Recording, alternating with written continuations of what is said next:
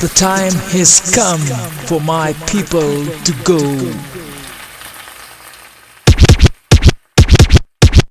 I'm not a queen, I'm a servant of the people. I'm not a king, I'm a servant of the people. It's what the people demand. We gonna keep fighting till we get that land. I'm not a queen, I'm a servant of the people. I'm not a king, I'm a servant of the people. It's time to rise to get what we want. We got to organize. Welcome to the Pantsula Podcast, brought to you by the All African People's Revolutionary Party. The party that co-started by Kwame Nkrumah in 1968. And the objective of the party is Pan-Africanism, which we define as the total liberation and unification of Africa under scientific socialism. And as always, on the podcast, we always want to make sure that we honor comrades who fought the struggle, because without their work, then we wouldn't be where we are right now. And for this episode, we're going to honor two comrades from the motherland, Bibi Titi Mohamed and Valère Somé. Bibi Titi Mohamed, she was a Pan-Africanist who was a part of the Tanganyikan African National Union, was now part of Tanzania. He was also the chair of the Union for Tanganyika.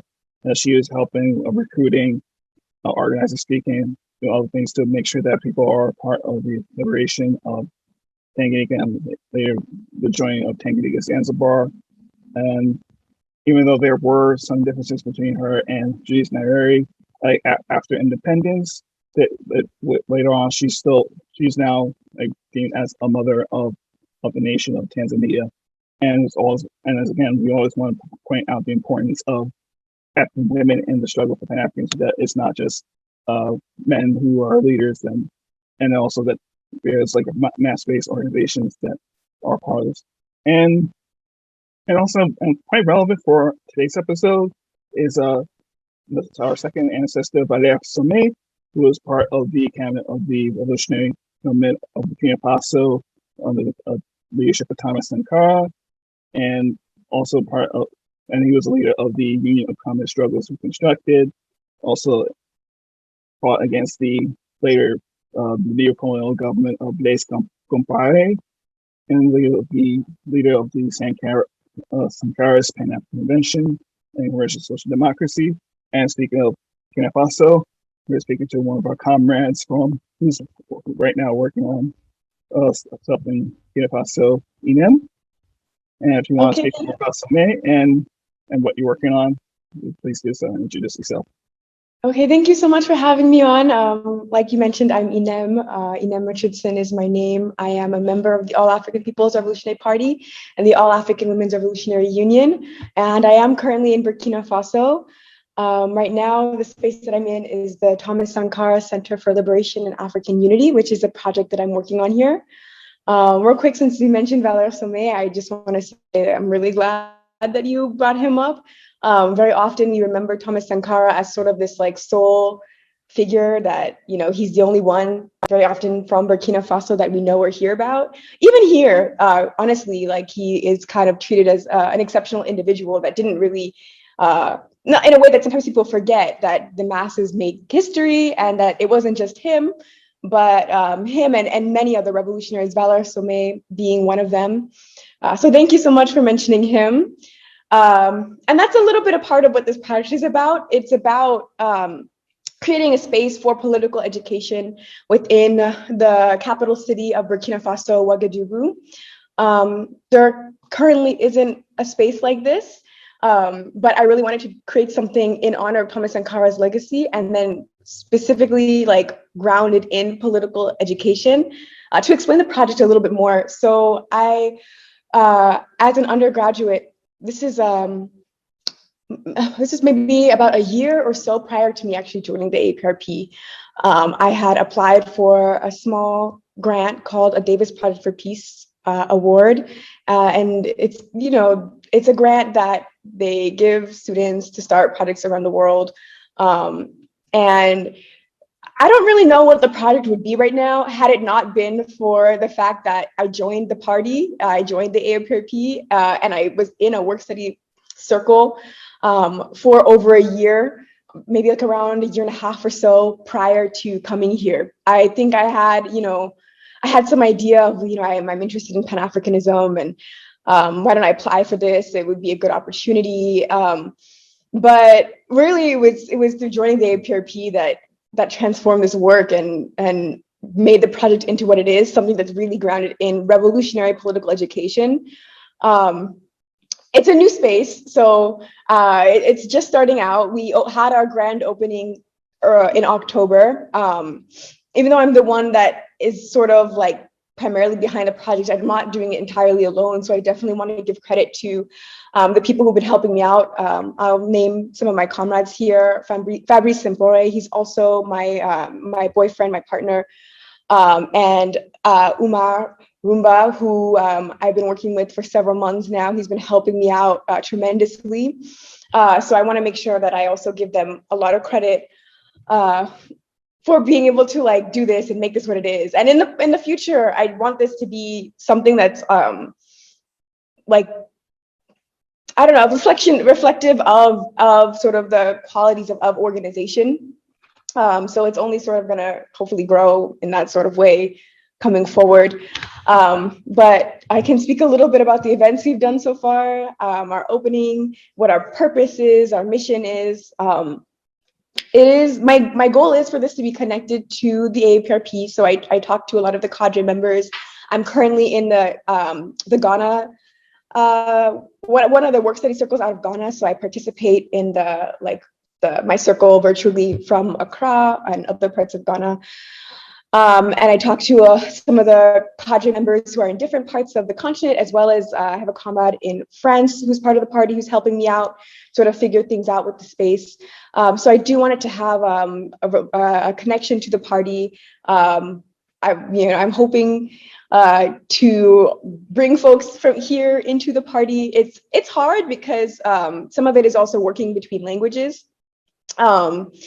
And realizing sort of what is available, what isn't available in different languages. But right now, the space is created for anybody that's who just wants to come and to learn. So it doesn't necessarily have, participating in the events doesn't have like necessarily a fixed commitment attached to it right now. People come to read and to check out books. So we have 81 books in French currently available in the library.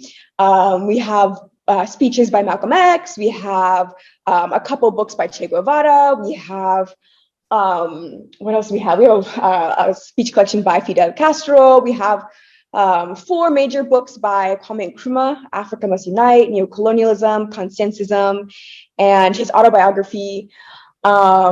Tons of books about the history of colonialism, particularly French colonialism in Africa / neocolonialism, ongoing imperialism. So Pan-Africanism, all sorts of stuff like that. I definitely want to get more books in the future that are written by women. That's a huge goal of mine. By the end of this year, I'm going to be bringing in more books, including books by Assata Shakur. It's interesting to see sort of what gets translated, both like French to English, English to French, because a lot of stuff that I'm familiar with is just not available in French. And then like there's a lot of stuff in French that I'm finding that I'm like, oh, I haven't heard of that. Like maybe that would be really cool to add to the collection. So that aspect has been really exciting because the reception's been really positive. I think I had like a couple different ideas starting out the project, like how I wanted to sort of pull this off. At one point, I was like, I don't have a ton of grant funding, and the funding I got was only designed to last for a few months. So at first the idea was like, let's put it at a university and just do work with the students. But it didn't really end up working out, mostly because it was really hard to get in contact with the people who like administratively decide those sort of things at the university. And then it was kind of like a struggle where it was like, how much would I end up sort of losing autonomy? Would I have to sort of, what sort of things would I have to navigate politically? So both because of timing and then also just like me wanting to have a little bit more flexibility, both in terms of how the project grows and in terms of how how true we can stay ideologically, how honest we can be with our politics. Because of that, I chose not to have it at the university. And I didn't really know how I was going to do it at first. And it ended up just being in the neighborhood that I live in here. It's not, I think a lot of times sorry if I'm rambling too much, you can also cut me off. That's fine. I just want to just give you so. Okay, I'll go for it then. So yeah, a lot of times the projects that get started here, and maybe this is reflective of most places, people try to aim for like the downtown area, which, a lot of people pass through that area. It's more accessible to everyone. So I was skeptical at first, maybe putting it just like in the like regular neighborhood that I'm staying in, like would that be accessible to the most amount of people as possible? But now that it's been like we're located here in this neighborhood, it's called Sissin. It's just a regular like working class neighborhood of Burkina Faso. I realized that was by far the best decision. I like it being here right now way more than it being downtown.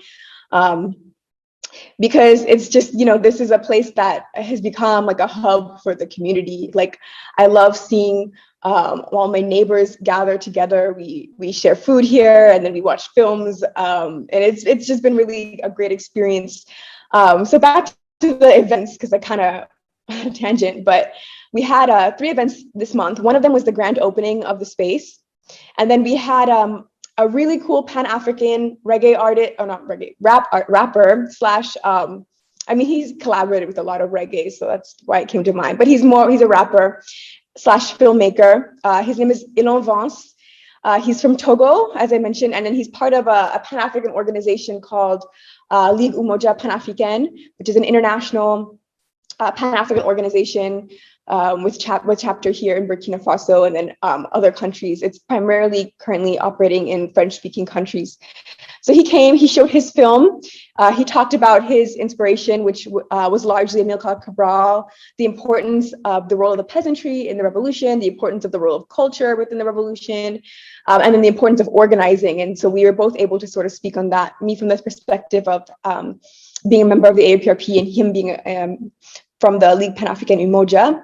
Then a few days later, we had another event with a filmmaker from Algeria named Hassan Mezine, who showed his film Fanon Hier Aujourd'hui, Fanon Yesterday Today, about the legacy of Frantz Fanon, like all around the world. It was a really cool film. It was super cool that he came to the space and he talked to the community about who Fanon is, why he's so important to people, why to this day we talk about him so much, and his legacy. So yeah, I think that these events so far have been really reflective of the original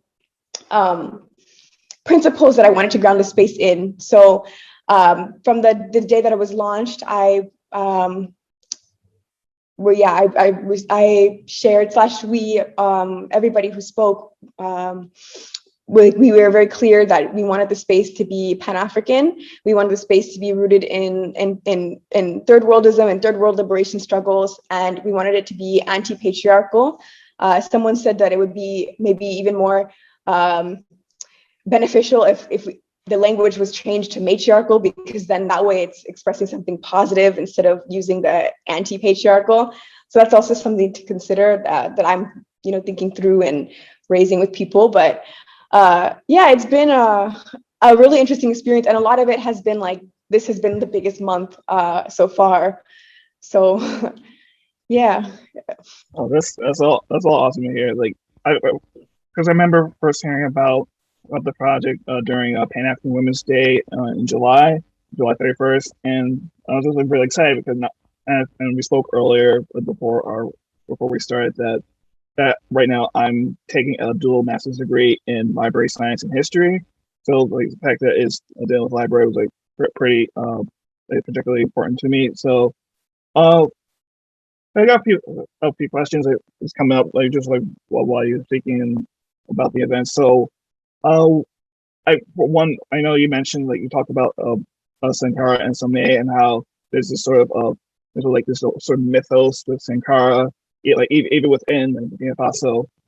what sort of things are you doing right now that sort of like give space not only to Sankara's legacy, but also the fact that without an organization, without like mass participation, that there wouldn't have been this Burkina Faso revolution? Yeah, I mean, this is a really important question because I think for a while there was a battle in Burkina Faso over just having sort of the ability to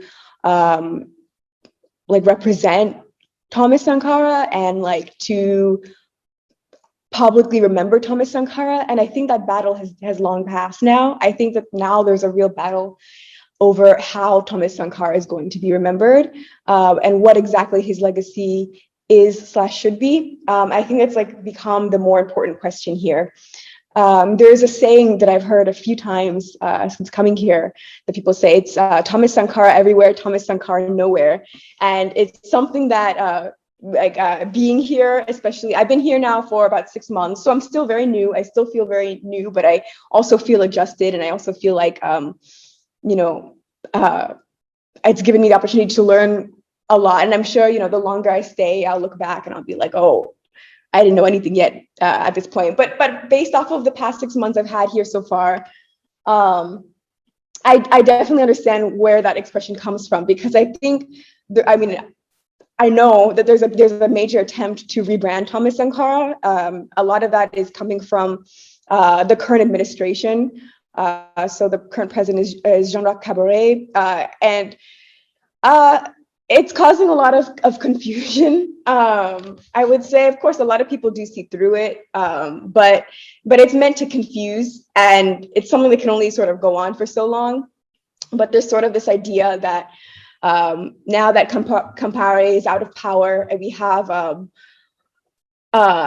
Caboret in power, and then there's like a lot of constant lip service to Thomas Sankara. I mean, I've been to so many like government-sponsored Sankara events, and a lot of the message of Sankara becomes reduced to cultural, but like cultural detached from the political, and then just sort of like consuming Burkinabe local produce and food, which is good and important, but also like it has to sort of, and this is something I've talked to with A-APRP cadres about, and they've really helped me to understand it better. Like it has to sort of, we have to push beyond just sort of supporting like local capitalism, local businesses. And that's so much of what, unfortunately, the current state is reducing Sankara's legacy to, and that on top of, like I mentioned, the cultural.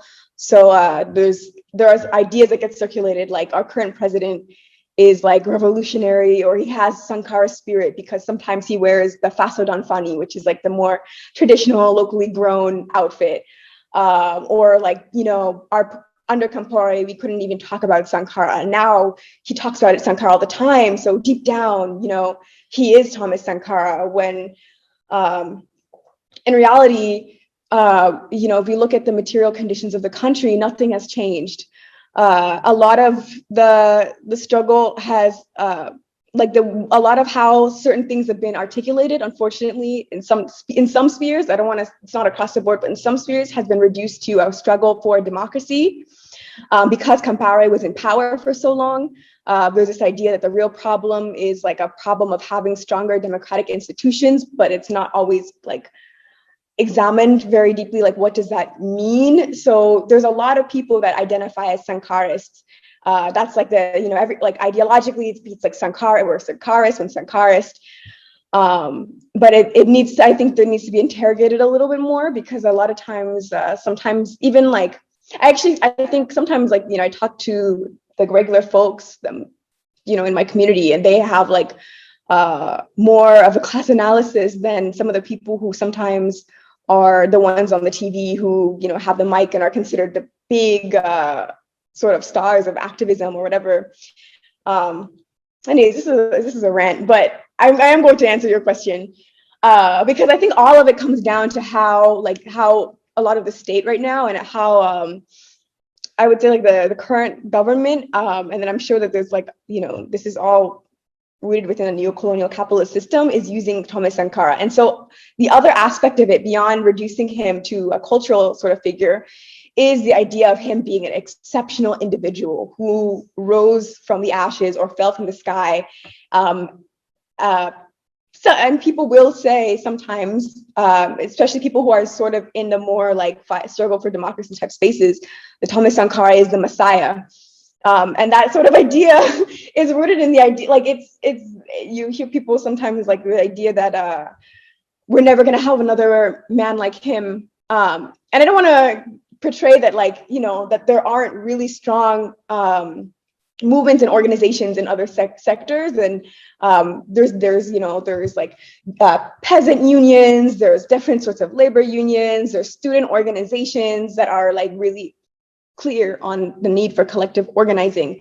But I think that the way that the government has used Thomas Sankara's image is to push this idea that he was just an individual, and that, you know, maybe one day there's going to be another individual, but there's not any sort of responsibility on, you know, the masses of people to organize in any sort of way. It's just kind of like he lived and he unfortunately was assassinated, and one day maybe another one will come back, but like we just have to wait it out and see. And that's kind of like, I think, a lot of what is pushed for.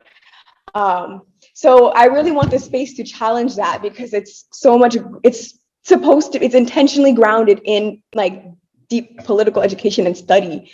We hear a lot about Thomas Sankara, but sometimes people don't have access to his books or his speeches. I mean, we're super fortunate to have the internet right now. So people who have smartphones can go on YouTube and listen to the speeches that are available on YouTube. Sometimes his books might circulate in PDF. And so some people, some percentage of the population might have access to that. But overwhelmingly, very few people actually even have the opportunity to sit down and like study Thomas Sankara, because for the most part, the content's not even widely available. So yeah, hopefully that helps answer the question. Yeah, and I think it did. Because I see this sort of similar dynamic with like any like African leaders. You think of like Nkrumah or Ture or Garvey, or like, you talk about Messiah, like you see like stuff about Fred Hampton, and you see people who like they have no like their politics are nowhere near as like incisive and like revolutionary as Hampton, who said, "Oh, I'm the Fred Hampton of this," or I'm like, no, no, you're not. Like, are you actually challenging this power of imperialism, or are you just like saying it because you just want to just like this whole like black and white or African European together without any kind of struggle? And I think like I love the point you made about like trying to make sure that even though the people understand that there is a sort of waving the banner of Sankara, that they know that they can see through it. So, and that there are organizations who are there to sort of challenge that and are the most part. So I know you talked about how like, being more of a working class community. So have there been any, or at least I know you've been there 6 months, but have there been any what projects have there been like around where you live that have been able to say, and they're not just like talking to Sankara, but they're actually living and like doing that sort of Sankara's work in a way that is beyond that sort of like cultural like, edifice that other people have? I would say, okay, for the most part, I'm still searching for organizations to connect with that do have, to be honest, and if I can just like speak like candidly, a lot of the struggle is just around an understanding of capitalism and an understanding of like of revolutionary socialism. And you know, there's a lot of organizations that don't necessarily always use the term revolutionary socialism, but are still grounded in that. But I think it's been a struggle for me to sort of locate where those groups exist here so far. And it's not to say that they don't exist. I just haven't really been integrated yet and been able to find them yet. I have connected with it's an organization of students that studied in Cuba. They most of them were sent to Cuba by Thomas Sankara. And so they do Cuban solidarity work, and I've been able to attend more some of their events, and I'm trying to like sort of connect with them more, so I can learn more about their work. And I'm hoping that maybe they also are able to sort of do some of the work within also Burkina Faso, and like what are the contradictions that exist in this society here, so I can better understand them and learn from them. So that would be really cool, and I'm hoping that like, yeah, I can sort of like hang out with them and integrate with them and figure it out. Yeah, there's a lot of Thomas Sankara student groups. But I think that there's a struggle. I think there's a little bit of a struggle for political education from what I've seen, because sometimes they're sort of mixed with sort of like strong like cultural nationalist elements, like Thomas Sankara on the one hand, but also it's just like we need to return to Kemet and that's gonna save us, or like sort of like we need to do sort of capitalism. Like I've seen sort of like Thomas Sankara's image next to like Steve Jobs and like Bill Gates. And a lot of times it is just grounded in the fact that like a lot of people might not have access to revolutionary like material right now. Beyond sort of, and I think some elements of like, there's sort of big,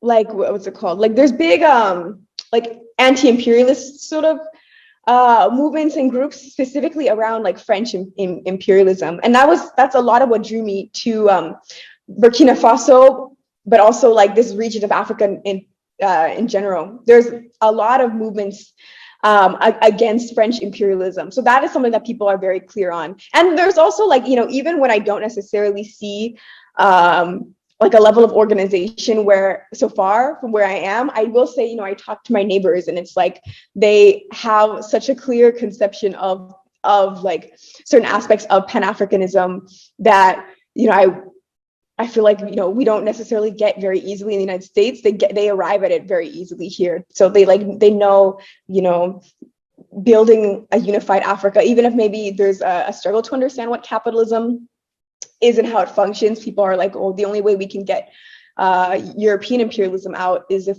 Africa's unified. They understand things like the NATO assassination of Gaddafi, like that, how catastrophic that has been, not for Libya, and they understand that for Libya, and then for the entire Sahel, for Burkina Faso as well, and then for Africa as a whole, because of the tremendous loss that, you know, we're no longer, things like the Pan-African currency and African unification are not on the table the way that they were under Gaddafi, at that level at least.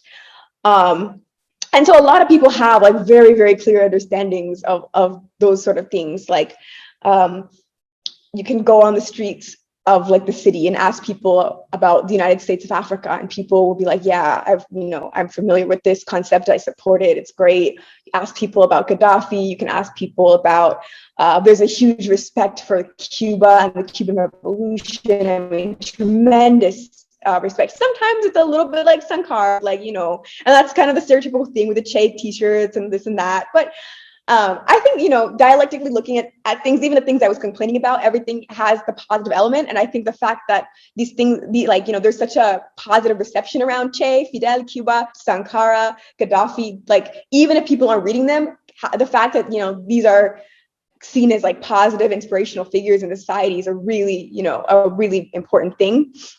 And like an overall positive thing that pushes people to want to read them now that some of their books are going to be gathered in like one single space where people know they can access them. So I don't know if I've seen like the organization so far around it. I've like heard of things that I haven't been able to sort of like find yet. Like I know that there's a group that does some sort of solidarity work between Venezuela and Burkina Faso, and like I've seen a video they did several years ago that was a tribute to Hugo Chavez when he passed. I just haven't like really met them yet. But I think also like now that the space is just newly opened this month, a lot of people are like passing through to sort of create these contacts, like Ligue Pan-Africaine Umoja that I mentioned earlier with Elon Vance, and they have a chapter here.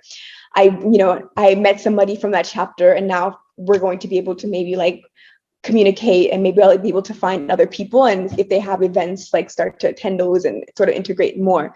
So yeah, like that's answer to your question. Definitely. And there's another point that you spoke about, like you spoke specifically about not only making that space like not only like talk about anti-patriarchy but also matriarchal. And I know that especially when you talk about like there's some understanding of imperialism, capitalism. How would you say is the understanding? Because I know like one thing about like during the Burkina Faso revolution is like his focus on like battling against patriarchy. So to what extent is that still there, and what extent does the space have in trying to sort of reinforce that the nation that's not only a matter of like getting of French imperialism and imperialism in general, but also the fact that there's some things like either by colonialism, imperialism, but also maybe perhaps within like certain indigenous aspects of that remain patriarchy that still are going on, and how is the space like helping to like advance that struggle? That's a really good question. So,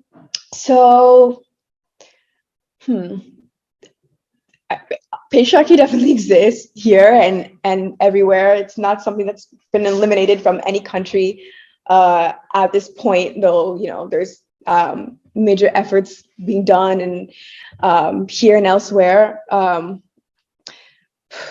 I would say, I think some of this also comes down to some of the concerns I have, I'll say, about Thomas Sankara's, how he's remembered. Because Thomas Sankara was really clear that in his speech that he gave on International Women's Day, I think it was 1984. I don't remember I think it was that year, but I might have to double check. It's the one that is published in the book.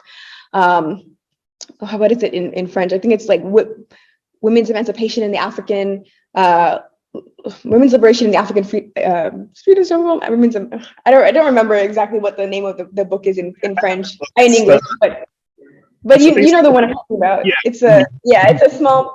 So in that book, he talks about how it's for the women to step up and to liberate themselves. He's very clear. He says he can't liberate women. He can't be the liberator of the women. Women will liberate themselves.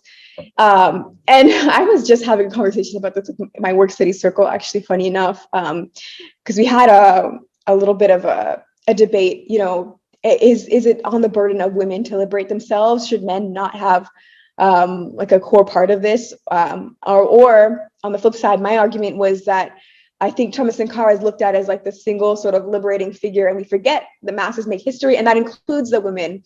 And so very few people sort of know the names of women revolutionaries in Burkina Faso. I'm starting to learn their names right now, but just beginning to understand who they were.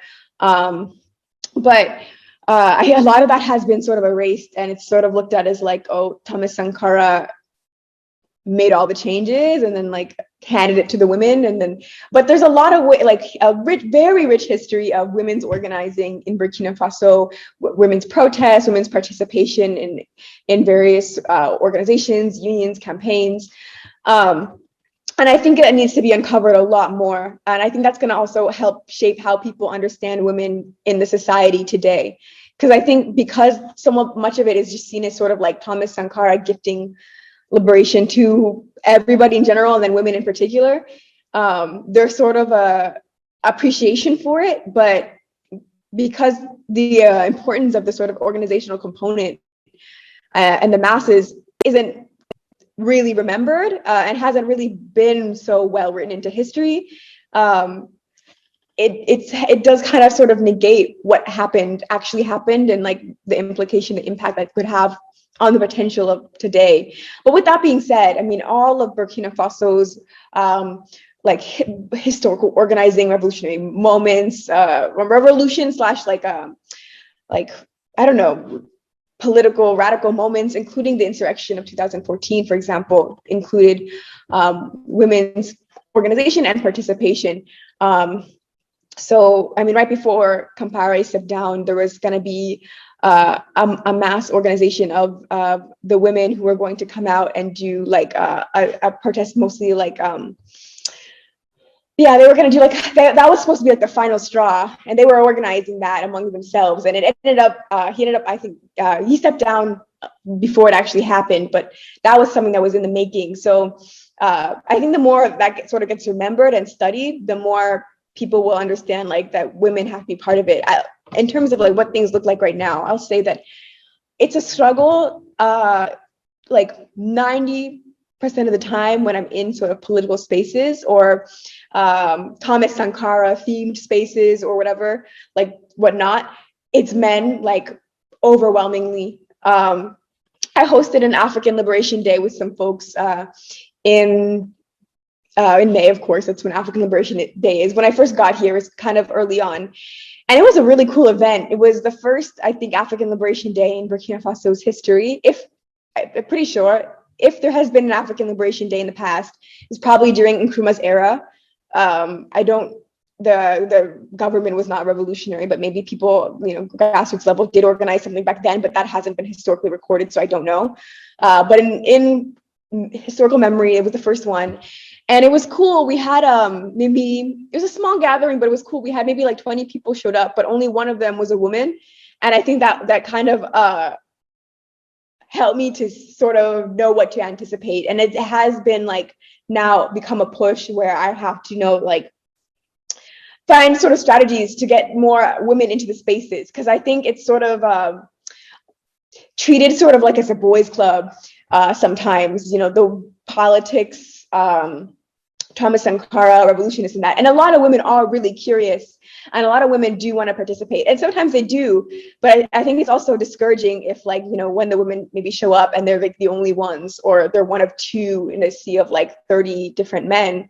It maybe is like difficult to have sort of a level of retention. So that's like one aspect of patriarchy. I mean, patriarchy, when it's embedded in a society, whether here or in the United States, manifests in like every aspect of life. But on the conversation of politics and this space and some of the things that I've had to struggle with so far, that's been one of them. But I think the more the space has sort of been grounded in the community, the easier it's been to get women to come, because I hang out with the women in my neighborhood and I invite them over and they come. So even if maybe they wouldn't, all of them maybe necessarily wouldn't be traveling to downtown to attend like a Thomas Sankara conference, because this is close to home for them, it's easier for them to come. They bring their kids with them and we all watch the Frantz Fanon film together. So I think the location of the space and then sort of the ties that I've started to form with the women in the community where I've lived has helped at least to navigate that aspect of the dynamic. Oh, that's great to hear. And I think dialectically, as far as like to what extent is it for women to they liberate themselves and the role of men involved. One thing I know we're doing in our work study is that not only do we have our usual work study, but the men in the group are also doing like anti-patriarchal work as well, like reading. Like we've read stuff, we read Asada, we've read Patriarchy Diminished on the World Scale, we're reading Taste of Power and other things. And I think, I think like it does, like I think one thing that we're like come to realize is that like as far as a revolution organization and revolutionary politics, that women that in order to have power, like the people who are most in need of that power need to take that power for themselves. At the same time, if you especially if you talk about, especially in Asian class and the analysis that the Africans that in the African like socialistic Pan-Africanist organization, that if it's only women, if it's just like it's something about women or related to women or marginalized genders, it's just on them. The men we just have to wait and see. And I think they understand that dialectic is a critical, I think. And I was thinking when I said this earlier, but I think I lost it in another question. But as far as like the librarianship work, like what I think we talked about this before. What have been some of the difficulties as far as trying to like expand the library, and also perhaps not only like getting enough books, either French or English or perhaps in the like indigenous languages, but indigenous African languages, but also in ways that not just that sort of like expand access for, if you want to talk about oral histories, or for people who need access and so forth? That's a really good question. So part of it, I want to touch on what you were saying earlier about like what you've been doing in your work study circle, because I think part of that also answers this question a little bit. So one of the struggles I've had is like getting more books by women. And I think there's a problem. Women aren't read or studied very often, like not, I mean, compared to their male counterparts, not very often.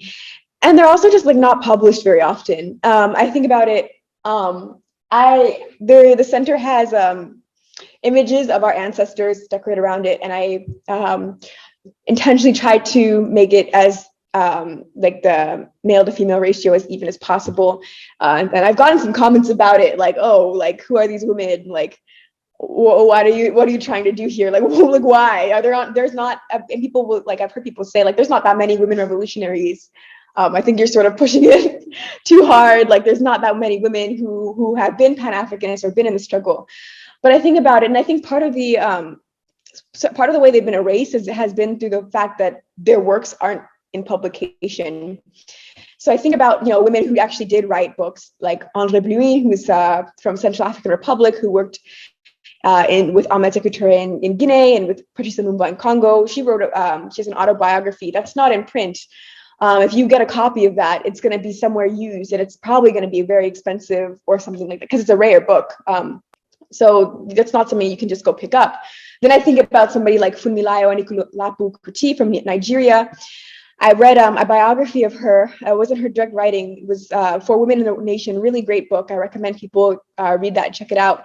And one of the things that was like, that stuck with me was the fact that she wrote so many articles and they take quotes from it. Her articles are out there somewhere, and they talk about how she gave a lot of speeches.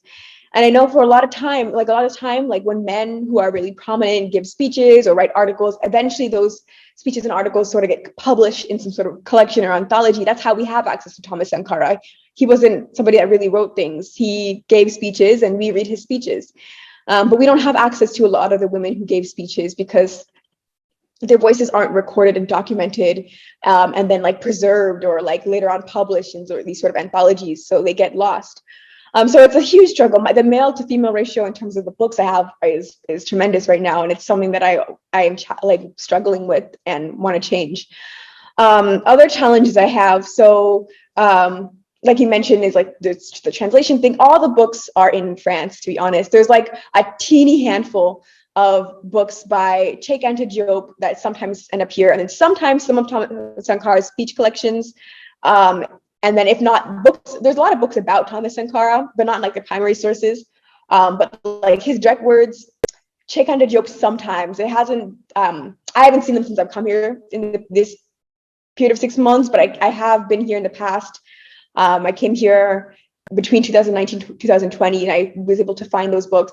And then I have found Malcolm X's Malcolm X Speaks. So those are the 3 books that I was able to find at like the 2 main like primary official bookstores, like the new books. So like not the places where they sell sort of like the used books, but the new bookstores. And those books can cost like between $30, $40. It's way beyond the price range that an average person can afford. Nobody's going to go and buy. Very, very, very few people are going to go and buy like a copy of Cheikh Anta Diop or Malcolm X or Thomas Sankara for $30 to $40 and then read that. It's so inaccessible. The other books that don't show up here. I found one book by Che Guevara in a used bookstore. Most of the time, those books, there's a lot of like African fiction. So like if you want to read Ousmane Sembène's like fiction works, there's like tons of like, Chima Achebe, his books, like those sort of books are really common to find.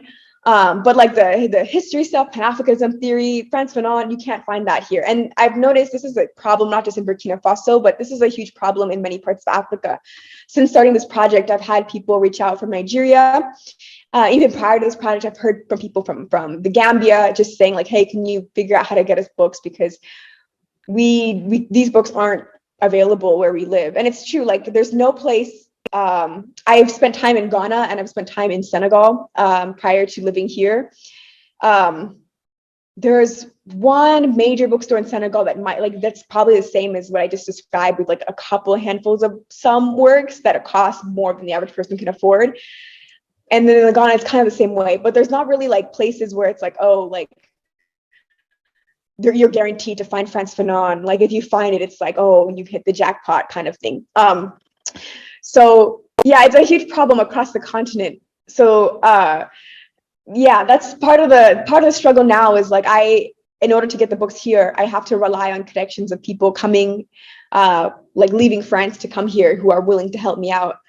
That's mostly how I've been able to handle that. Now this is a long tangent, but I'm getting to what you were saying about like other forms of media, and that's why I want to do that's why we have the film projects, or not projects, the film projections. So people who maybe aren't just gonna read right away also have ways to sort of participate in events, in discussions.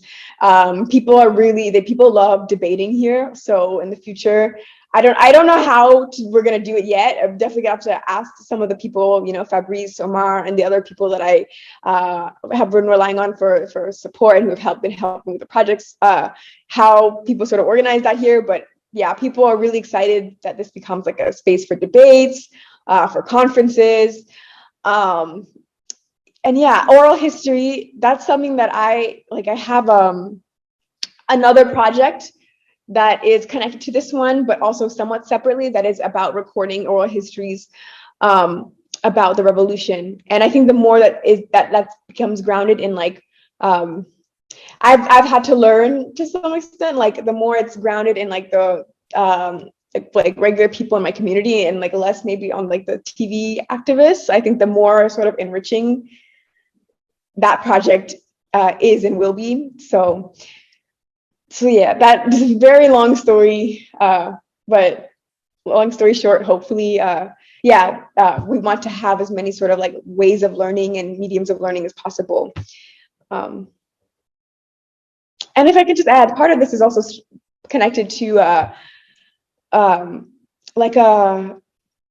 we are expanding A-APRP content in French as well. It's a huge thing that I'm connected to within the party, is trying to get more French content from our party into French. And I think that's a really important thing, because I think, the A-APRP, Nkrumahism, Touareism, that isn't necessarily something that at this point in 2021, that ideology, what it means, the tenets and the principles, that's not necessarily available in every language right now. It was, of course, at one point, Kwame Ture wrote in French. It's really hard to find his books, whether in French or English, but he wrote in French. And Nkrumah wrote in English, and Cabral wrote in Portuguese. But sort of bringing them all together and then being clear on one unified socialist Africa, that's not necessarily something that that I've seen so far within as prominent in every sort of language. So I think it's going to be really exciting to also get Nkrumahism, Touareism into different languages. Yeah, as you speak, even just it's searching on different revolutions, there is that sort of I talk about that sort of disconnect between obviously in the English as English colonized African, that there is that sort of of people who they're given the given tongue is English, and also some of those who are part of you say Cabral, Ture, Sankara, and even then some people might not even know. They might have trouble knowing those who Africans who fought who were in English, let alone French or Spanish. Or, for example, if you try to think of even here in the so-called Americas, knowing for one there's a large African population in Brazil, and if you want to think about Pan-Africanism or any kind of liberation in Brazil, if you ask Africans here or anywhere Brazil, I don't know. But even me, it's trying to come with one or two names, and I think that's definitely important to make sure that we're not just stuck in the silos that that the people the the nations that like brought us over or colonized us or like neo-colonized us had like sort of like forced us in style, because if we know about the people who evolved, then that's a danger for them. So exactly, it's a really important point. Yeah, definitely. yeah, and one point is like there is that sort of against like there is a consciousness of like French imperialism and neo-colonialism, and you still see that sort of that there are like they're like against the French, but it's their sort of analysis is solely the French and not about like imperialism in general. Like they would like say, oh, we're out with the French, but we're fine with the UK or fine with the US or something like that. Yeah, that definitely exists here as well. I think it's a combination of things. I think that the way that like France operates in Africa is like a lot more blatant than say like the way the UK operates, because of things like the CFA franc currency system, which is so like blatantly attached to France, and then like French military troops, like French military, the way that they're sort of sent in, which the United States does too.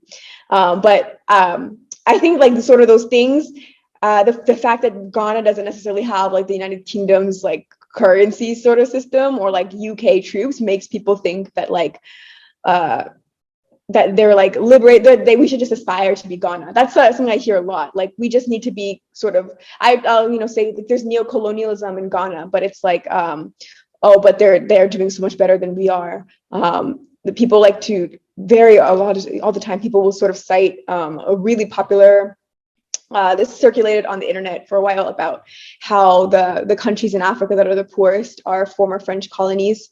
It's somewhat true and then somewhat not true. Like if former French colonies in Africa are like in general in a worse off position than maybe some of the colonies that were the countries that were formerly colonized by the UK. If you look at certain things like their GDP in general, there's a trend. I won't deny that. At the same time, if you look at the countries like right now that that do have the lowest GDPs in the entire world, you're going to see countries in Africa that were colonized by France, countries in Africa that were colonized by Belgium, countries in Africa that were colonized by Portugal, by the United Kingdom. So there's a little bit of this like idea of like our colonizer was the worst and that means the other ones were better, but it's not like that. France has a somewhat unique neo-colonial system in the fact that it's very blatant, and dialectically looking at it, like there are pros and cons to it, because it does lead to a very clear disdain for that particular colonizer, like here. France is going to reform this way that they're operating, and I'm very nervous about what that reform is going to look like. It's already sort of underway. There was the Africa-France summit this year. It was very confusing for a lot of folks, because we have people who are asking Macron to be nice and we want to be equal partners with France, whatever that means. A lot of people are like, this is going to change the system or whatever. I don't know, it's a problem. I think on the one hand, like, I don't think that France should be dismissed in any way, shape, or form. For me, it's almost like looking like the France-United States relationship in Africa, how they've operated both in the French-speaking countries really interests me. There's sort of a way people have articulated that France has fought the Cold War on the US's behalf. US tax dollars sort of fund the way that France intervenes in Africa.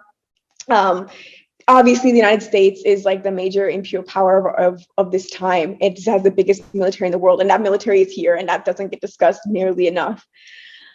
Sometimes I think about it in terms of like, maybe this is somewhat comparable to like how the Portuguese operated in Africa, especially towards the end of their colonial rule, because Portugal was not a very strong country. They relied so much on the British in order to be able to exist in Africa. So a lot of times it was kind of like the British were the ones pulling the strings to some extent, not to say that the Portuguese didn't play their role and weren't responsible. But what the masses see is France. What they interact with, is France. You don't see a lot of like visible signs of US capital here, like you might see in other parts of the world. Like you're not going to see a lot of like, this is not a place where you're going to see like McDonald's and Burger King and this and that. you see a lot more of France on a day-to-day basis. You know, when you're you know, using your telephone, you're using, you know, France's telecommunication service. You know, you're probably buying your petrol from France. You know, just day-to-day things. You know, that's what you sort of see and interact with. So the U.S. sort of gets erased in the whole thing. AFRICOM is very, very little known here. I think I've only met one person here who really knew and had a lot to say. I had a lot of thoughts about AFRICOM and the danger that it posed. And he told me, he was like, this is a big problem because people don't understand what the United States is and how big a role it's playing on the continent right now. And it really isn't a known thing. And I think it's just because it's sort of like the visible face is France, and then the one behind it is the United States. Both of them need to get out of the continent. I don't know what else to say beyond that. Neither of them have any place here. And people need to understand, like, there's no reforming it. There's an idea that, like, I hear that, like, oh, Macron lied to us. He said that La France-Afrique, the French neocolonial system, is going to end, and he didn't do it. I mean, there's not a single French president that didn't say that they're going to end this France-Afrique system. They admit that it exists. There's no denial that, like, oh, we've been neo-colonials, but we're going to change it this time, and we're going to be friends during this administration. And people have this sort of idea that, like, oh, Macron could have, like, changed it. And this is again, I think, about the need for organization and the push for organization and political education, because we need to sort of defeat this idea that there's ever going to be a French president that's going to wake up and start to have Africa's interests, or that we're just going to sort of like reasonably convince people through an Africa-France summit that all of a sudden French presidents are going to start having Africa's best interests in mind. That definitely needs to, that sort of contradiction needs to be very clearly exposed and, like, laid on the table for how it is. And it's just a deeper understanding of the system and how neocolonialism works and operates. And then, you know, the United States needs to be exposed. You know, people don't necessarily understand within the United States, don't understand, for Obama, for example. Here also wouldn't necessarily all the time understand people. So yeah, stuff like that. But it's interesting because people buy into US propaganda, but then they also don't, you know, like, people are, for example, I think the US invasion of Libya is a great example. But I think even though it's, like, super unpopular and people are like, oh my God, I can't believe that, you know, that's such a blatant violation of, you know, any sort of, like, human dignity. I think France gets all the flack for it here, gets blamed for it. And then the United States sort of is like, oh, but they maybe played a minor side role, but it was France. So yeah, there's an interesting dynamic and difference in terms of how it's seen, but if that answers your question.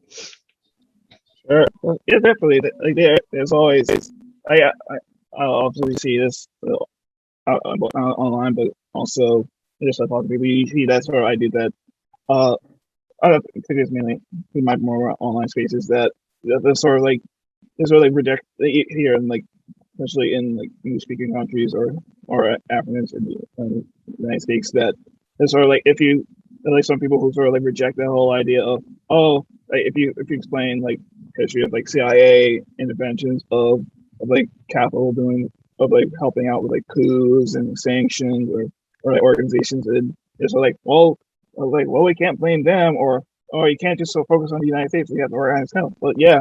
But if you don't know, like, what the enemy has done or is doing, then, and, like, you're, like, really, it's a really incomplete, like, picture. And speaking of, like, what other contradictions do you see as far as like, we don't talk about, like, nation, like, sort of, like, some level rivalries, like micro-nationalism, as well as issues of, like, patriarchy, anti-patriarchy, matriarchy, also of like, do you see what other sort of contradictions do you see as far as some of the struggles that are happening in Burkina Faso and, like, just Africa in general?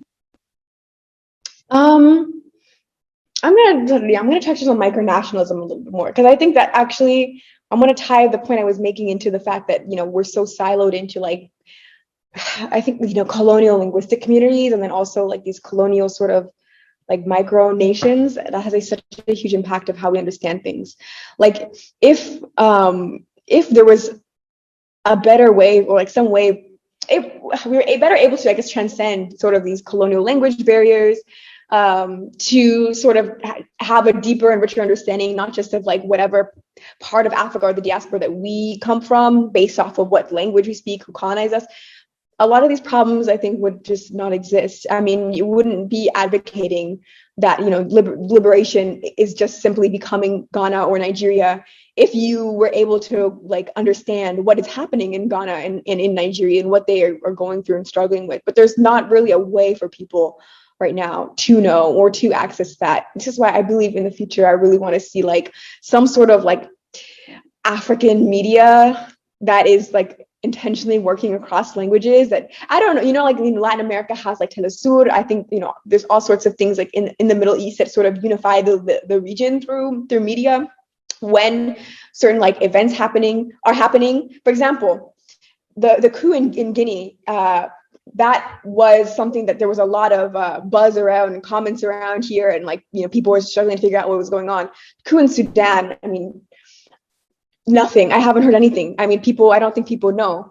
The majority of people know. And I mean, they do consume like, like from France, like France 24, France 24. And so that's probably the most they get. But in terms of like, yeah, I don't know. This is something I think that needs to be resolved. I think it's also like a developing sort of independent media or left media that is intentionally trying to transcend that sort of like these sort of like regional and then linguistic divides. I think micronationalism is a problem here, of course. I mean, it is everywhere, but the way that it manifests here, I think, also is attached again to sort of how Thomas Sankara is remembered. And I think it's interesting. Like one of the things that I hope to push for, and this center is called the Thomas Sankara Center. So I'm not trying to like say that he doesn't need to be remembered or that we don't want to value his legacy or like what he left behind. But part of it, calling it a Thomas Sankara Center, is also intended to draw people into the space. But ultimately, I do want people to understand like all of Africa's heritage belongs to them. Like Kwame Nkrumah belongs to us as part of our history as African people. Samora Machel belongs to us as part of our history as African people. Jean-Jacques Dessalines belongs to us. Zumbi dos Palmares belongs to us as part of our heritage of as African people. So it's not just Thomas Sankara, which is like he's super important. But I think the more that we sort of start to understand, like we are thinking as a continent and we're thinking also as a global African community, the sort of richer our analysis becomes. It's sort of like we change, our whole perception of ourselves changes, because we realize that like all of this is part of like, a struggle to free our nation, which is our continent. So I think when that sort of shift happens and it becomes more than just about the struggle here, to become much more sort of Pan-African in character. And then, like I said, it kind of exists. Like people know about the United States of Africa. They talk about Gaddafi. They do like recognize some of the major figures that I have up like on the wall, like the Lumumba and Kwame Ture and Nkrumah. But I still think that there's a bit of an idea that it's like Thomas Sankara belongs to us and he's like our pride and like our identity. And then like the other ones, like we don't really claim them because they're not so much ours to claim. And I don't know. I mean, I'm Pan-Africanist, so I really believe that like we claim them all. So yeah, I think that's something that, I don't know if that necessarily answers your question. I think it's more of a rant based off of, you said micronationalism, and I went with it. But there's another thing that I see here. Yeah. Yeah, there's definitely that aspect that, like if you're from Burkina Faso, you're very Sankara. If you're a Ghanaian, African Ghanaian, Nkrumah, this and that, or here you Max or Ture and so forth, and it's interesting like that. They trying to like sort of like break that bond of saying of like that sort of like break that bond to understand that Africanness is not only like a matter of like what we look like, but also a political statement. And sort of like going on to that aspect of political statement, like what will you see any sort of any sort of like pushback against like like you mentioned Gaddafi, and like within Pan-African spaces there is sort of a mixed feelings with Gaddafi and not just Gaddafi himself, but just generally like anyone who's Arab and or like Arab Berber or even like sort of like European who do work in service of Pan-Africanism. Like, what do you see as like the way for people to handle that sort of? Well, if they don't have that certain phenotype, if they're Arab or the European or they're Asian or they're South Indian or Indian or whatever, that they don't matter, or they're or other structures. Like, how do you So that exists here, but I would say so far, based on the 6 months that I've been here, I've seen it less here than I've seen it in a lot of like other places. So I'm not saying it doesn't exist. Sometimes people are very like, people will put emphasis on like Black Africans when they like speak, and they're like, oh. But I feel like most of the time when you talk about like Gaddafi, I mean, he's really well received, and like the idea, like, I don't know, I haven't seen it here, to be honest. Like the idea of like, I've heard conversations about like, oh, like, and I mean, okay, a little bit, like, there's conversations about like, there's a lot of racism in North Africa, and not to deny that, that's real. And they don't consider themselves Africans there or something like that. I've heard people say that. There are those ideas, but I feel like from what I've seen, there's not a lot of like, I don't know. I don't feel like I've seen a lot of hostility to them sort of being included, like part of, not included, because it's not like, we get to include them. They are part of Pan-Africanism. That history already exists. I feel like it's almost more like, the little bit I've heard is more like, we wish that they would recognize Africans and sort of, but I feel like even that sort of Gaddafi helps a lot, I think, because people associate him with like, oh, Gaddafi wanted to build the United States of Africa, or Gaddafi wanted to liberate Africa, and then he like also financed a lot of projects in Burkina Faso. So yeah, I haven't really seen a lot of like outward, not so much here. Like, I'm sure it exists, like especially like there's people who I've sort of noticed, a couple people sort of emphasize, like I mentioned, the Black Africans thing, that I didn't really interrogate it to see like if they personally were doing that because they had some sort of negative view of North Africa. But yeah, I mean, I think some of it is also like, and maybe this is like also a really positive thing that was passed down from the revolutionary era, because based off of now, once again, Thomas Sankara, like, because he was very clear on this, sort of the idea of like, oh, other oppressed and colonized people around the world, like the idea it's like, oh, we don't identify or care about them. Like, I haven't seen that so much here. Like, I wish, for example, I had seen more pushback against Israel becoming an observer state of the AU. I didn't see a ton, but when I did ask people about it, some of the people who knew a little bit like more were like, oh, like this is Thomas and Carter have never allowed for this. Like, we support Palestine. Not everybody. I mean, there are people who are also like, well, Franz van Kat said that there are also terrorists in Palestine. So I'm confused on this a little, but it's never really, I haven't seen it been so much grounded in like, oh, we don't care. Like I've seen this a lot in the United States. I sort of attribute it to some types of like cultural nationalism. And as I mentioned, like I do see a push for like, all we need is culture and all we sort of need is commit and then we're fine. But even that, I haven't seen that really have that element to it, which is like, yet, I haven't seen it been so anti like other colonized people yet. People still like really, like I mentioned, like they love Che, they love Fidel, they love Gaddafi, and then sometimes I come across like support for Palestinians, this and that. So I don't see it so much here. Yeah, I'm sure, I don't know. Maybe this will be something that I see later on. I don't know, but I haven't. So, Because yeah, yeah, I think that's one point. Look, I think you give me another reason I want to get home. So because there's like a lot of this. Obviously, it's not like Africa is like perfect everything. Like we still want organized, but there's like especially here living in like the belly of the beast, there is that sort of like you get like even when you're in like a religious organization or that you still like that sort of propaganda, that sort of ignorance that course um, ignorance gets is like so pervasive.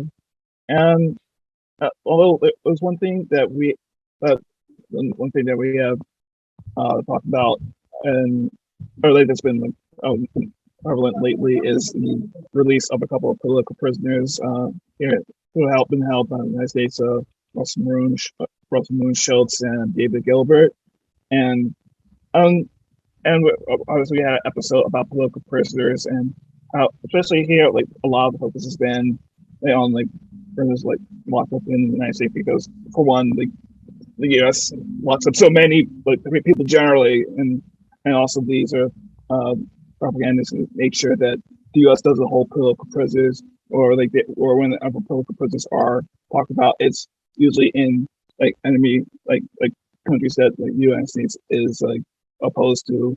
And so what as far as political prisoners, like what or have you been familiar with any sort of work on political prisoners here in uh, and within on the continent, or like for people who are working on political prisons here, or what sort of things can be done to sort of expand it so that it is that is also a Pan African struggle? oh, that's a great question. So, in the context of Burkina Faso, I can't say I've heard a ton about political prisoners. Even when Compaore was president and there was a ton of repression, I don't want to say that there were none. I just don't know of like many campaigns that publicized specific political prisoners. Certain like there were certain sort of things that I think we could say are political assassinations. Norbert Zongo was a really big one. He was a journalist that was killed by a police like during the Compaore administration, who did like reporting on corruption within that government. So I don't know specifically about Burkina Faso. It's hard for me to answer that question, but I think within the context of Africa, for one, a lot of our revolutionaries are political prisoners at certain points. Nkrumah was at one point a political prisoner himself. It's one example, but there's a lot of examples of like those that sort of era and those revolutionaries. Today, one thing I'll say, I don't know, political prisoner, yeah, but he's not held the way that the United States is held, but he's frequently targeted by the state, and is constantly like arbitrarily arrested. Members of this organization get kidnapped. This is a group in Senegal. It's called FRAP. It's the front, in English, it's the Front for a Popular an anti-imperialist popular Pan-African revolution. That's what the acronym FRAP stands for. There's a man named Guy Marius Sagna, who is the head of this organization, and very often he is in and out of jail. There's constant campaigns in Senegal and then across the region to advocate for him to be free and for him to be released. This happens very, very frequently. He's very often targeted by the Senegalese state. So I would definitely, if you're interested in sort of jails, prisons, policing in Africa, and how that is specifically used to repress people who are revolutionaries, anti-imperialists, Pan-Africanists. The example of Senegal and Guy Marius Sagna is a really good one to look into for our times, because unfortunately, he will probably be targeted again because this happens so often. And especially here, there's also a link. I know there's also a link between, especially like a lot of like projects like Books for Bars and like prison PLSN and other like Pink and of course like recently No Name books about of getting like and letter writing for prisoners, and also there's like a big tie between like the libraries and books in general, just literature, and the journalists and friends were in like liberation of people in prison. That I was wondering, like, that would be something that might be a future project, or Oh, not that might be a future project, and also like what other future projects does the center have, and the library have? Okay. I would say, well, for one, like organizing around prisons I haven't seen so much of it in Burkina Faso, and then really in West Africa a ton compared to the United States. And a lot of that is because even though, like, of course, the prisons here are also awful and marked by the neo-colonial character of the states here, nothing surpasses the United States in terms of a carceral state on this planet right now. So I think that's why, not to say it's completely unique in the world. I'm sure there's like many other countries that do a lot of work around prisons. I don't see it as much here because the prison population is not nearly what it is within the United States. So it doesn't get discussed as much. When I was a student in Ghana, I thought it was so interesting. A lot of the university students were raising the question of, is the current justice system we have in Ghana the best one? What about some of our indigenous ways of working out problems, of like indigenous conceptions and notions of justice? To what extent, could those be something that could be better suited to serve us? That was a conversation I heard in Ghana. I thought that was super interesting. So I haven't heard it here so much. I think also Burkina Faso is interesting because it's so marked by its brief socialist history. So a lot of people have a very different perception of the police. Like a lot of times I hear people who are like, oh, the police in Burkina Faso are very different from the United States. Like, we don't have this problem with the police. They treat us much better. Like, they serve us, this and that. And that's really not true. There's a lot of corruption with the police. Like, they'll just, they target people specifically to get money and this and that. So, it's a corrupt force. There's a neo-colonial state, but I think a lot of the reason why people feel differently is based off of the fact that they did have a moment in the nation's history when the whole state apparatus was sort of transformed to a socialist one, where workers and peasants did take power, and so I think that sort of shapes their, like, if they don't really have necessarily understanding of how the state functions, they sort of just maybe, I think that sort of influence why some people feel that the police are like not really bad here or this and that. But yeah, the prison organizing would be interesting. And I definitely need to know more about prisons and jails here because honestly, I don't really know so much. It's definitely not as discussed as much as in the United States. I mean, the concentration is different also just because so much of the dynamic and the structure of the society is different. For example, like here, there's a huge concentration on like the peasantry, which is like, of course, in the United States, like that's not like necessarily like a major focus of organizing. But it makes sense that it is here because that's the majority of the population, whereas in the United States, there's like millions of prisoners. So in terms of like future directions for the project, one thing that I am really excited about and where I hope to see it go, like I am working with, or maybe not say working, I'm in conversation with a couple people who would like to help me at some point see if I can establish relationships with either primary or secondary schools and sort of bring sort of like workshops or like maybe do like once a week a class, something like that. I haven't formalized it yet, but it's something that I've talked to people. They've been like, hey, you should do that. And I'm like, I'm so interested. So yeah, I really want to like go into some of the schools and meet with students, like younger students, especially. Like a lot of the university students get to come here and I'm happy to work with them and build them, but I would be so excited to like go into a primary or secondary school and start like finding ways to bring in Pan-Africanism to the curriculum, to interact with them directly, find different ways to like, a lot of the complaint I get here all the time, we don't learn about African history in school. We don't really learn about it. They don't teach us the truth here. Like we barely learn about Africa. They teach us about Europe in our education system. So it's really sad. I think under neocolonialism, it's also kind of expected. I think for the most part, if you're an African in the world right now and you want to know about African history, you have to put in an effort yourself. And the best way I think would be joining an organization But yeah, that's something that I would really, a direction I would really like to see this project go in, would be to start doing something with like those either primary or secondary schools.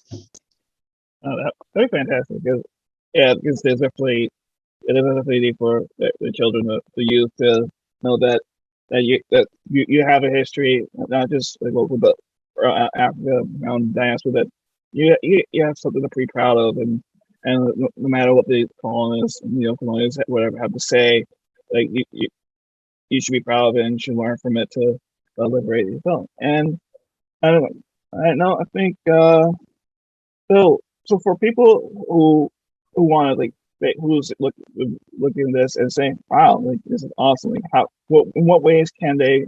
I know you said you started like earlier this month, but what ways can people who want to like keep this project growing? How can they help you if they're not like local? Like how can people who are outside can help you? Thank you. So we have a GoFundMe. It's called "Help Us Build Pan-African Library in Burkina Faso." I don't know, like I don't have the link memorized or anything like that, but if you search that, it should come up.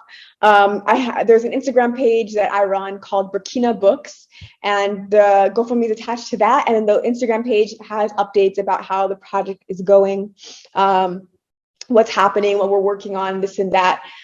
So definitely check out Burkina Books. And then also there's a Cash App. What is the Cash App? I think it's just Burkina Books or something, or oh my gosh, why am I forgetting what the actual Cash App is? Let me check really quickly. Burkina Books. Yeah, it's Burkina Books. So you can send money via Cash App. Donating, I think, is the best way for people who aren't here to help. People who are here tend to help in terms of like their labor and helping us organize events and different things. My goal is for as much as possible would be, for this to be sort of externally funded, diaspora funded by people who want to be in solidarity from the outside, and then as sort of like free and accessible and like not a financial burden for people here. Like that's what I hope for the most part, like for this project in terms of it moving forward. So I just want the space to be accessible. I don't want people to have to feel like they have to pay to use the books or this and that. If they want to donate, of course, but I think it would be a really nice way for the diaspora to show their support for and solidarity for the continent, and to demonstrate how the diaspora feels about Africa and Pan-Africanism by like helping to sort of collectively fund a project like this. So yeah, definitely check out those things. That'd be really helpful. And do you have any last words of what not just of the project, but as far as like organizing work or anything else that came to mind that we didn't speak out, or were there anything you want to say? Okay, I think the last words I'll say is I really encourage people to come home. I really do. Like, I know it's hard for a lot of people, and like even for me, my family's in the US, so I'm like, I have to like make sure I spend time with them and everything like that. So I understand like it's a struggle, but like I really do encourage people to come back to the continent, to spend as much as their life and their time as they can here, to see as much of it as possible. I want to see the entire, like every square inch of this continent. I do. So I really do encourage people. I think the struggle for liberation is ultimately going to be waged here. I really believe that our destiny lies here. I place my hope here. And I think that there's nothing that's really more important for people in the diaspora to do than to connect and to exchange and to bring our experiences to the continent, and then to listen to their experiences in the continent, to learn from those, so we can have these sorts of exchanges. I really, really do believe in that. I encourage repatriation. I think it can be like a scary thing, of course, like, moving to a different continent. Maybe you have to learn like a different language. It's going to be and I'm not saying it's easy. I think sometimes people sort of pretend like it's going to be a breeze. I'm not saying any of that. Like, it's going to be an adjustment, of course. Like, we grow up within the belly of the beast. So there's a lot of things that we have to we need to learn for the first time. We have to readjust certain ways of thinking. We have to struggle with other people, struggle with ourselves. That's all part of the process. But I really do believe that it's so worth it to spend time here, to live here, to be grounded here. So yeah, consider it. Try to, if you can. If not, at least visit. Try to, come here at some point, whether it's Burkina Faso or somewhere else. Come here, spend. You can spend some months here of your life, even if you can't spend years and years. I support it. So that's what the final words from me will be. Also, and not only that, whether you're staying in the diaspora or you're coming home, always important to organize. True. Yes. And yes, because I know people when they are, like we mentioned earlier about sort of looking up to Ghana, and they had that year return, but it's really a year return to really build capital. And yes, come to Africa, but don't leave your politics behind. You're not on a vacation. This is still a battleground here. This is a battleground. So, make sure that you come here knowing that you're coming also to do the political work, to continue to grow with the political education, grow ideologically. It's not just, we don't have the same form of racism that we experience in the United States, so we're free now and we're good. That you have to know that you're coming, and this is a serious battleground that you're entering into. This is a serious struggle. This is not a free territory. This is not a free continent. So come and be prepared to continue to do political work, political organizing, and to struggle in different ways. It's going to look very differently, but still be prepared to put in that work. Right on, and I really also forgot that this is Evan. I didn't even mention it in the beginning, but I just want to represent the party. So hey, but yeah, thank you so much. It's really great. Finally get this interview and discussion. Really excited. And if there's any way that I or anyone else in our circle or anyone else in the party here can help, we're really down for it. So thank you. Okay, forward ever. All right, and let me just get a couple things out because I want to mention that we got some other podcasts, and they'll also say to organize that. Yes, listen, but organize. So you got our ancestors' voices that happen every Sunday. Our comrades Sankara and Jamu, daughter and father. Out in California, we got weekly Pan African news with comrades in New Mexico, on Pantsula territory, especially on Yasanu. Also have the Forward Ever podcast on Spotify. We also have Revolution After Women on YouTube that happens once a month, and of course, Pantsula Podcast every Monday. So again, listen, understand what we're talking about, and also join organizations. So you're not just taking in our words and just oh, that's cool, yeah, right on, go forward. But you actually doing the work. You actually taking what you're hearing and applying your work, and of course, we do the best we can to make sure that we have the best information possible. But if there anything that any principal criticism, and we're welcome to that. So if you have it, you can always drop by or anything. So again, thank you so much, and forward ever.